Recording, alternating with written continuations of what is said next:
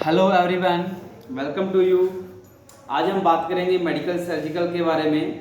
जैसा कि आपको पता है, मेडिकल सर्जिकल नर्सिंग में हम जो कार्डिक अबनॉर्मलिटी है उनके ऊपर बात कर रहे हैं। तो जो कार्डिक अबनॉर्मलिटी है, उन्हीं अबनॉर्मलिटी में से आज हम लेके आए हैं कंजस्टिव हार्ट फेलियर, जिसको हम CHF भी बोलते हैं, कंजस्टिव हार्ट फेलियर। कंजस्टिव का मतलब है कि कंजेशन हो जाएगा, हार्ट फेलियर का मतलब है कि हार्ट है वो अपना काम है वो नहीं करेगा। ठीक है। कंजस्टिव हार्ट फेलियर के अंदर क्या होता है, हार्ट है वो अपना जो इनएडिक्वेट फंक्शन है वो कर देता है। मतलब हार्ट है उसका काम होता है ब्लड को पंप करना, लेकिन अगर कंजस्टिव हार्ट फेलियर हो जाता है उस कंडीशन में हार्ट है वो प्रॉपरली ब्लड को पंप नहीं कर पाता है। कंजस्टिव हार्ट फेलियर के अंदर जो हार्ट है वो कम्प्लीटली बंद नहीं होता है। जैसे हम हार्ट फेलियर पढ़ रहे हैं तो इसका मतलब ये नहीं होगा कंजेशन वर्ड लगने से कि हार्ट है वो कम्प्लीटली फेल हो गया है। यहाँ पर एडिक्वेट रहता है, जो हार्ट है वो प्रॉपर फंक्शनिंग नहीं कर पाता है, या हम यूँ कहें कि हार्ट है वो प्रॉपर ब्लड को पंप नहीं कर पाता है, जिसकी वजह से जो बॉडी के अंदर प्रॉपर ब्लड नहीं पहुँचेगा और ऑक्सीजन डिमांड है वो इंक्रीज हो जाती है, क्योंकि ऑक्सीजन भी नहीं पहुँचेगी। तो हम स्टार्ट करते हैं आज की डिजीज। सबसे पहले इसकी डेफिनेशन की बात करते हैं। Congestive heart failure, congestive heart failure को हम CHF शॉर्ट में लिखते हैं, जो कि एक बहुत ही इंपॉर्टेंट, वेरी इंपॉर्टेंट कंडीशन है। काफ़ी इंपॉर्टेंट और अच्छी कंडीशन है, एग्जाम में काफ़ी बार आ चुकी है। इसको हम 2 या 3 पार्ट्स के अंदर डिवाइड करके पढ़ेंगे। फर्स्ट वन, इसकी डेफिनेशन की बात करें तो क्या रहेगा, congestive heart failure is a condition in which the heart is inadequate pump the oxygen rich blood in the body।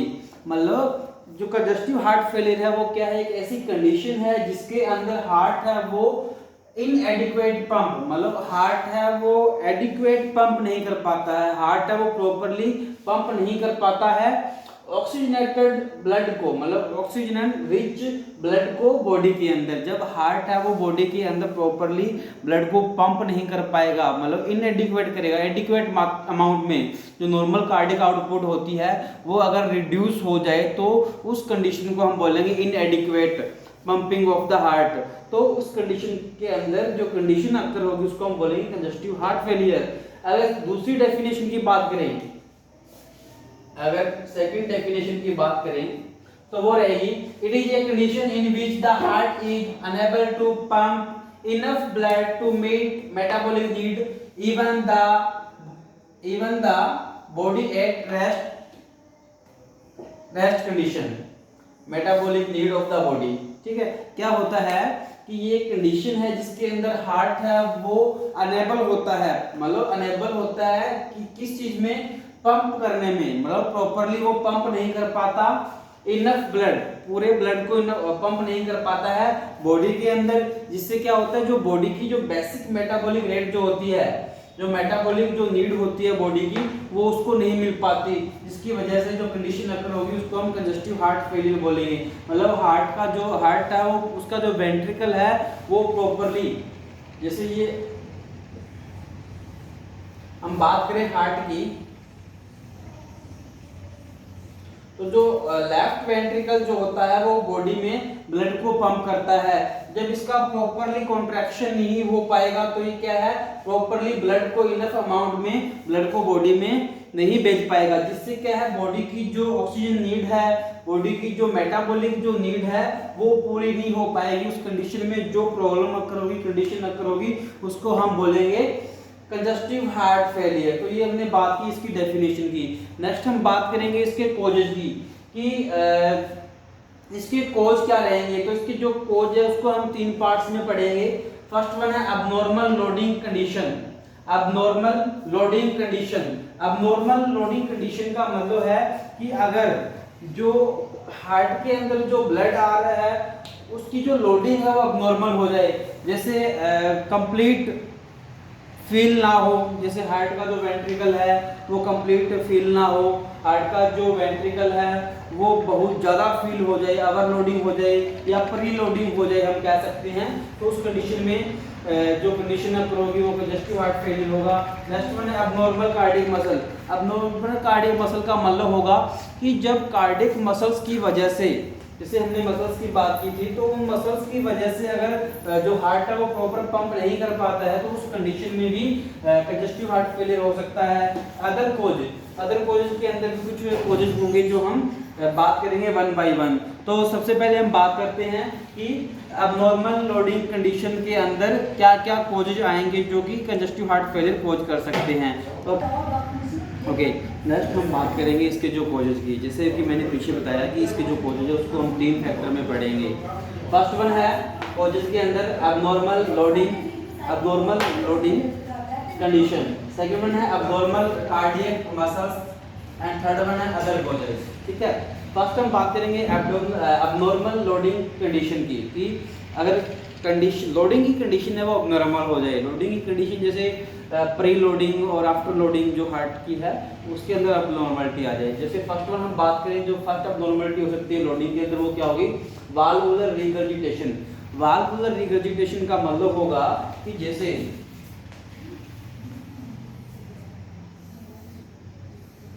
ये वाल है, ठीक है, तो इन चाहे वो एरोटिक वाल है, बिटल वाल है, ट्राइकस्पिड वाल है, या वो जो आर्टरी और जो रोटा और जो पल्मोनरी की जो वाल है उनके अंदर रिगर्जिटेशन हो जाए। रिगर्जिटेशन का मतलब होता है बैक फ्लो हो जाना। ठीक है, तो उस कंडीशन में प्री लोड है की कंडीशन के अंदर भी कंजस्टिव हार्ट फेलियर है वो हो सकता है। जैसे मान लो कि जैसे ये हार्ट है, जो हार्ट का जो लेफ्ट वेंट्रिकल है उसने एरोटा के अंदर ब्लड को पंप किया, लेकिन रिगर्जिटेशन हो गया वाल्स का, मतलब वाल से रिगर्जिटेशन, वाल ओपन हो गया और जो रोटा के अंदर ब्लड पंप किया था वो वापस लेफ्ट वेंट्रिकल्स के अंदर आ गया, तो वो बॉडी के अंदर नहीं जा पाएगा, और जब बॉडी के अंदर नहीं जा पाएगा तो कंजस्टिव हार्ट फेलियर की कंडीशन ऑकर हो जाएगी। नेक्स्ट हम बात करते हैं हाइपरवोलेमिया। हाइपरवोलेमिया का मतलब है अगर ब्लड की अमाउंट है वो बढ़ जाए, जो फ्लूइड है वो हाइपर हो जाए, बहुत ज्यादा फ्लूइड है वो इंक्रीज हो जाए हार्ट के अंदर, उस कंडीशन में ये कॉन्ट्रैक्ट नहीं कर पाएगा, तो उस कंडीशन में बॉडी के अंदर ब्लड सप्लाई नहीं हो पाएगी। नेक्स्ट हम बात करते हैं कॉन्जेनाइटल अबनॉर्मलिटी। अगर कॉन्जेनाइटल अबनॉर्मलिटी होती है बाय बर्थ, अगर पर्सन को कोई अबनॉर्मलिटी होती है तो उस कंडीशन में भी कंजस्टिव हार्ट फेलियर होते हैं। जो कॉन्जेनाइटल अबनॉर्मलिटी है वो 2 तरह की हो सकती है। एक तो है aortic septal defect ASD, aortic septal defect, and दूसरा है VSD। VSD का मतलब होता है वेंट्रिकुलर सेप्टल डिफेक्ट। कैसे होगा, जैसे हम बात करें,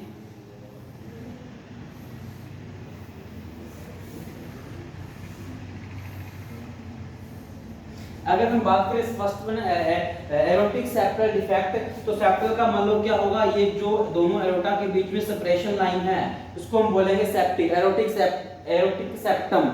ठीक है, अगर इसके अंदर अगर डिफॉल्ट हो जाता है, डिसऑर्डर होता है, डिसऑर्डर क्या होगा, यहाँ पे अगर यहाँ का जो ब्लड है वो इधर पास होता है या इधर का जो ब्लड है वो इधर पास हो जाता है, तो उसको हम बोलेंगे एरोटिक सेप्टल डिफेक्ट। मतलब एरोटा जो एट्रियम के बीच में जो सेप्टम है, जो वाल है, उसके अंदर होल है जिसकी वजह से जो ब्लड है वो आगे पीछे जा रहा है, जैसे हम कहते हैं ना दिल में छेद है, हार्ट में छेद है, वो वाली कंडीशन। नेक्स्ट वन है ventricle septal defect. Ventricle septal defect का मतलब होगा कि जब दोनों वेंट्रिकल के अंदर यहाँ पर सेप्टम होगा, यहाँ पर ओपनिंग होगी, तो उसको हम बोलेंगे वेंट्रिकुलर सेप्टम डिफेक्ट। जिससे क्या है कि जो लेफ्ट वेंट्रिकल और राइट वेंट्रिकल है, इनका जो ब्लड है वो आपस में मिक्सअप हो जाएगा और आगे सर्कुलेशन में जा नहीं पाएगा, जिससे पेशेंट को कंजस्टिव हार्ट फेलियर है वो हो सकता है।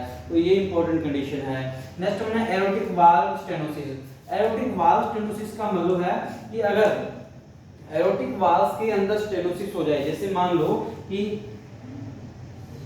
जो यहाँ से जो एरोटा निकल रहा है, एरोटिक वाल्व जो यहाँ से लेफ्ट वेंट्रिकल से, जैसे मान लो कि ये लेफ्ट वेंट्रिकल है, यहाँ से जो एरोटिक वाल्व है वो निकल रहा है, इसका अगर स्टेनोसिस है, इस वाल्व का अगर स्टेनोसिस है तो क्या होगा कि लेफ्ट वेंट्रिकल से जो प्रॉपर ब्लड जितना कॉन्ट्रैक्ट किया था वो ब्लड है वो एरोटा के अंदर जा नहीं पाएगा, जिससे क्या है कि स्टेनोसिस होने की वजह से, नैरोविंग होने की वजह से ब्लड है वो पंप नहीं हो पाएगा, तो बॉडी को प्रॉपर मिलेगा नहीं। नेक्स्ट वन है mitral valve stenosis. Mitral valve stenosis का मतलब होगा कि अगर हार्ट की लेफ्ट साइड के अंदर, जैसे ये लेफ्ट हार्ट की हम बात कर रहे हैं, तो लेफ्ट साइड के अंदर अगर जो मिट्रल वाल है, जैसे यहाँ पर ये मिट्रल वाल है, इसके अंदर स्टेनोसिस है। इसके अंदर स्टेनोसिस होने की वजह से जो एट्रियम है उससे प्रॉपर अमाउंट में ब्लड है वो वेंट्रिकल्स में नहीं आएगा। जब प्रॉपर अमाउंट में ब्लड है वो वेंट्रिकल्स में नहीं आएगा तो वेंट्रिकल से वो प्रॉपर एडिक्वेट अमाउंट में अरोटा के अंदर पंप नहीं कर पाएगा, तो उसकी वजह से भी कंजस्टिव हार्ट फेलियर है वो पेशेंट को हो सकता है। नेक्स्ट हम बात करें pulmonary valve stenosis. Pulmonary valve stenosis का मतलब होगा कि अगर जैसे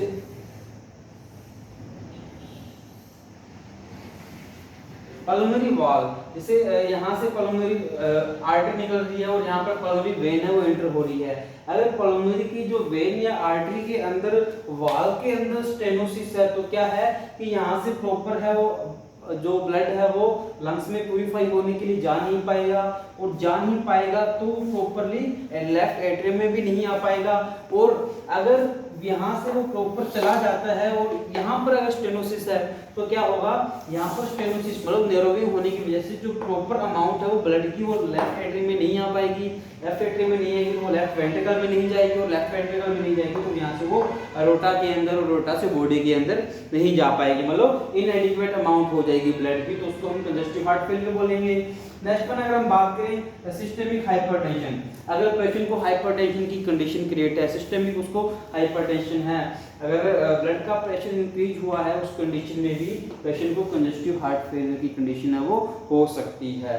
तो ये हमने बात की थी अबनॉर्मल लोडिंग। लोडिंग अगर अबनॉर्मल हो जाए उस कंडीशन में कंजस्टिव हार्ट फेलियर कैसे हो सकता है, यहाँ पर मैंने आपको एक्सप्लेन किया है। नेक्स्ट हम बात करते हैं अबनॉर्मल कार्डियक मसल्स की।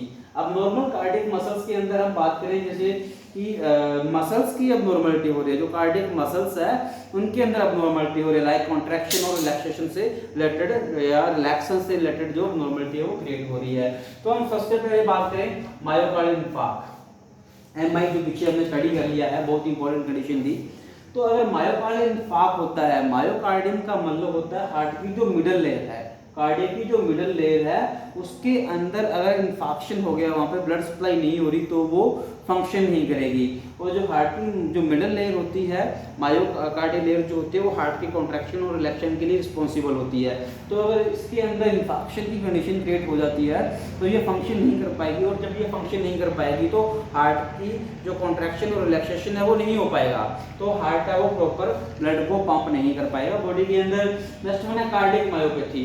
कार्डियक मायोपैथी का सिंपल मतलब होता है, मायोपैथी का मतलब होता है कि मसल्स की अबनॉर्मलिटी है। सिंपल की कार्डियक की चाहे वो पेरिकार्डियम है, चाहे वो मायोकार्डियम है, चाहे वो एंडोकार्डियम है, अगर इन तीनों लेयर्स में से किसी भी लेयर्स की अगर मसल्स की अबनॉर्मलिटी हो जाती है कार्डियक्स की, तो उस कंडीशन में जो कंडीशन क्रिएट होगी उसको हम बोलेंगे कंजस्टिव हार्ट फेलियर। तो जो हार्ट की जो मसल्स है उनके अंदर अबनॉर्मलिटी है तो उसको हम बोलेंगे कार्डियक मायोपैथी। नेक्स्ट हम बात करें पेरिकार्डाइटिस। पेरिकार्डाइटिस का मतलब है कि जो आउटर लेयर है हार्ट की उसके अंदर अगर इन्फ्लामेशन हो जाती है तो हार्ट है वो प्रॉपरली कॉन्ट्रैक्ट और रिलैक्स नहीं हो पाएगा, मोस्टली वो रिलैक्स नहीं हो पाएगा, तो उस कंडीशन में भी वहाँ पर वो आफ्टर लोड मतलब कंप्लीट फील नहीं हो पाएगा, तो वो प्रॉपर ब्लड को पंप नहीं करेगा, तो उस कंडीशन में भी कंजस्टिव हार्ट फेलियर हो सकता है। नेक्स्ट हम बात करें कार्डियक टेम्पोनेट्स की। कार्डियक टेम्पोनेट का मतलब होता है कि जो पेरिकार्डियम जो स्पेस होता है, जो पेरिकार्डियम जो कैविटी होती है, जैसे हमने प्राइटल और विसरल की हम जब बात करते हैं तो उसके अंदर अबनॉर्मल फ्लूइड फील हो जाता है, तो उस कंडीशन में हार्ट है वो प्रॉपर पंप नहीं कर पाता। जैसे हम बात करें कार्डियक टेम्पोनेट्स की, तो जो कार्डियक टेम्पोनेट का मतलब होगा कि इसके जो आउटर सेक जो है, हार्ट का जो आउटर सेक जो है उसके अंदर अगर फ्लूइड फील हो जाता है तो मतलब एक्स्ट्रा फ्लूइड फील हो जाता है तो उसको हम बोलेंगे कार्डियक टेम्पोनेट्स। तो अगर एक्स्ट्रा फ्लूइड फील हो जाएगा तो हार्ट को क्या करेगा, कंजेस्ट करेगा, मतलब हार्ट को क्या करेगा, कम कंजेस्ट का मतलब समझ उसको छोटा करने की कोशिश करेगा। तो अगर वो कंजेस्ट होगा और उस कंडीशन में हार्ट फेल हो जाता है, मतलब प्रॉपर पंप नहीं कर पाएगा, तो उसको हम बोलेंगे कंजेस्टिव हार्ट फेलियर। तो ये हमने बात की है अब नॉर्मल कार्डियक मसल्स की। नेक्स्ट हम बात करते हैं अदर कोजेज। कुछ सिंपल अदर कोज होते हैं जो नॉर्मल पीछे की कंडीशन में भी हमने पढ़े हैं, वो भी जो कंजस्टिव हार्ट फेलियर है उसके लिए रिस्पॉन्सिबल होते हैं। जैसे हम फर्स्ट वन बात करें असाइटस। डाइजेस्टिव सिस्टम में हमने पढ़ा था कि असाइटस क्या होता है। असाइटस का मतलब होता है कि जो पेरिटोनियम कैविटी होती है उसके अंदर जो फ्लूइड है वो एक्स्ट्रा फ्लूइड है वो कम्युलेट हो जाता है। मतलब जब पेरिटोनियल कैविटी के अंदर अबनॉर्मल फ्लूइड कलेक्ट हो जाता है तो उसको हम असाइटिस बोलते हैं। तो अगर असाइटिस की कंडीशन हो जाती है, मतलब जो एब्डोमेन है वो इनलार्ज हो जाता है, उस कंडीशन के अंदर कंजस्टिव हार्ट फेलियर हो सकता है। कैसे हो सकता है कि जो पोर्टल वेन है वो अबनॉर्मल हो जाएगी, जो सिस्टमेटिक जो ब्लड सर्कुलेशन है वो अबनॉर्मल हो जाएगा इसके अंदर। अगर असाइटिस की कंडीशन हो रही है तो एब्डोमिनल पेन, पेशेंट को एब्डोमिनल पेन हो सकता है। जैसे हम आगे हार्ट कंजस्टिव हार्ट फेलियर के टाइप पढ़ेंगे, वहां पर इन सब की हम बातें करेंगे कि असाइटिस कैसे हो सकता है, एब्डोमिनल पेन कैसे हो सकता है, ठीक है। नेक्स्ट है एनोरेक्सिया। अगर पेशेंट्स को कंजस्टिव हार्ट फेलियर है तो उसको एनोरेक्सिया होने की वजह से भी ये हो सकता है। मतलब पेशेंट है उसको न्यूट्रिशनल अबनॉर्मलिटी है, एनोरेक्सिया की कंडीशन है, तो पेशेंट को कंजस्टिव हार्ट फेलियर हो सकता है। वो प्रॉपर फ्लूइड ले नहीं रहा है तो बॉडी में फ्लूइड की कमी हो जाएगी, तो कार्डियक आउटपुट कम हो जाएगा, और जब कार्डियक आउटपुट कम हो जाएगा तो जो हार्ट है वो प्रॉपर फ्लूइड को पंप नहीं कर पाएगा, ब्लड को पंप नहीं कर पाएगा, तो कंजस्टिव हार्ट फेलियर हो सकता है। नेक्स्ट हम बात करें कफ और इरेगुलेशन हार्ट रेट। अगर पेशेंट को बार बार कफिंग हो रही है तो उसकी वजह से भी कंजस्टिव हार्ट फेलियर हो सकता है। कैसे हो सकता है कि जैसे पेशेंट को बार बार ड्राई कफिंग हो रही है या विजिंग टाइप की कफिंग हो रही है, तो उस कंडीशन में जो पल्मोनरी सर्कुलेशन है, चाहे वो पल्मोनरी वेन है या पल्मोनरी आर्टरी है, वहां पर ऑब्स्ट्रक्शन आएगा। मोस्टली जो पल्मोनरी जो आर्टरी जो है वो प्रॉपरली राइट साइड से ब्लड को लंग्स में नहीं लेके जा पाएगी। अगर लेके जाएगी और वहां पे कफिंग आ रही तो उसका बैकफ्लो हो जाएगा हार्ट के अंदर राइट साइड में, तो जो कफ है वो भी कंजस्टिव हार्ट फेलियर के लिए रिस्पॉन्सिबल है, रिस्क फैक्टर है। इरेगुलर हार्ट रेट, अगर पर्सन के अंदर जो हार्ट रेट है वो इरेगुलर हो जाती है, ठीक है, मतलब जो कॉन्ट्रैक्शन रिलैक्सेशन है वो अबनॉर्मल हो जाते हैं, वो फास्ट होते हैं या वो कम होते हैं, तो उस कंडीशन में भी कंजस्टिव हार्ट फेलियर है वो हो सकता है। नेक्स्ट हम बात करें स्लीप एपनिया, ठीक है। अगर पेशेंट को स्लीप एपनिया की कंडीशन है, स्लीप एपनिया का मतलब है कि जब वो सो रहा है उस कंडीशन में उसका रेस्पिरेशन है वो काम नहीं कर रहा, मतलब स्लीपिंग टाइम है, उसको जो ब्रीथिंग है वो एब्सेंस हो रहा है, उसको हम बोलेंगे स्लीप एपनिया। तो अगर ऐसा होता है तो क्या होगा, जो लंग्स है वो फंक्शनिंग नहीं करेगा तो जो पल्मोनरी वेन है वहाँ पे ब्लड नहीं आएगा और प्यूरिफाई नहीं होगा, तो हार्ट के पास ब्लड नहीं पहुंचेगा, तो इनएडिक्वेट ब्लड पंप हो जाएगा, जिसको हम कार्डियक कंजस्टिव हार्ट फेलियर बोलते हैं। Next one infection, sorry anaemia. जो अनीमिया है, अनीमिया मतलब अगर ब्लड कम हो जाएगा बॉडी में, फ्लूइड लॉस हो रहा है, फ्लूइड कम हो रहा है बॉडी में, ब्लड ही नहीं है बॉडी में, तो हार्ट पंप किसको करेगा, टंकी में पानी नहीं है तो मोटर किसको पंप करेगी, सेम वाली कंडीशन। नेक्स्ट वन है इन्फेक्शन। अगर इन्फेक्शन की कंडीशन हो रही है, मोस्टली जो वायरल इन्फेक्शन जो अक्कर हो रहे हैं उस कंडीशन में हो सकता है। डायबिटीज मेलाइटिस की कंडीशन है, उस कंडीशन में जो कंजस्टिव हार्ट फेलियर है वो हो सकता है। थायराइड एब्नॉर्मलिटीज, अगर थायराइड हाइपरथायराइडिज्म की कंडीशन क्रिएट होती है तो उस कंडीशन में जो कैल्शियम है वो ज़्यादा सीक्रेट होगा और वो आगे जाकर मसल्स की अबनॉर्मलिटी कर सकता है। तो जो थायराइड्स अबनॉर्मलिटी है वो भी कंजस्टिव हार्ट फेलियर के लिए रिस्पॉन्सिबल होती है। नेक्स्ट हम बात करते हैं स्ट्रेस की वजह से हाइपरटेंशन होगा, और हाइपरटेंशन की वजह से हमने पीछे पढ़ा कि कंजस्टिव हार्ट फेलियर है वो हो सकता है। नेक्स्ट हम बात करें न्यूट्रिशनल डेफिशिएंसी। अगर हम डाइट कम ले रहे हैं, मोस्टली फ्लूइड डाइट हम कम ले रहे हैं, कार्बोहाइड्रेट हम कम ले रहे हैं, प्रोटीन हम कम ले रहे हैं, कैलोरीन हम कम ले रहे हैं, तो उस कंडीशन में भी पेशेंट्स को कंजस्टिव हार्ट फेलियर हो सकता है। प्रेगनेंसी, जो प्रेगनेंसी की कंडीशन है उस कंडीशन में भी पेशेंट्स को कंजस्टिव हार्ट फेलियर हो सकता है। क्या कारण है, पर प्रेगनेंसी में क्या होता है कि दो कंडीशन होती है, एक तो प्रेगनेंसी है वो हाइपरटेंशन को इंड्यूस करता है, प्रेगनेंसी की वजह से हाइपरटेंशन है वो हो सकता है। दूसरा है कि अगर जब हाइपरटेंशन होता है तो जो पोर्टल वेन जो सर्कुलेशन होता है वो प्रॉपरली परफॉर्म नहीं हो पाता, मतलब बॉडी के लोअर पार्ट से जो ब्लड है वो वापस इंफीरियर वेना कावा के थ्रू इंफीरियर वेना कावा के थ्रू हार्ट में प्रॉपरली नहीं आ पाता है, ठीक है। और तीसरा अगर हम बात करें तो क्या है कि प्रेगनेंसी की वजह से जो डायफ्राम है वो ऊपर की ओर हार्ट को टक करता है, डायफ्राम है वो ऊपर की ओर हार्ट को टक करेगा, तो उस वजह से जो कार्डियक बर्निंग है वो हो सकती है, तो उसकी वजह से भी हम कह सकते हैं प्रेगनेंसी है वो कंजस्टिव हार्ट फेलियर कॉज कर सकती है। नेक्स्ट हम बात करें पल्मोनरी डिसऑर्डर। तो हमने पीछे बात की कि पल्मोनरी, चाहे वो पल्मोनरी आर्टरी है या पल्मोनरी वेन है, तो अगर जैसे पल्मोनरी वेन है वो एडिक्वेट अमाउंट में ब्लड को हार्ट में नहीं लेके आ रही है वापस लंग्स से, तो इनएडिक्वेट पंप होगा, या हार्ट के राइट साइड से जो पल्मोनरी आर्टरी है वो प्रॉपर ब्लड को लंग्स में नहीं लेके जाएगी, तो लंग्स से वो कम ब्लड प्यूरिफाई करेगा तो वेन के अंदर, पल्मोनरी वेन के थ्रू कम ब्लड है वो हार्ट में जाएगा, तो कंडीशन है वो पॉज हो सकती है।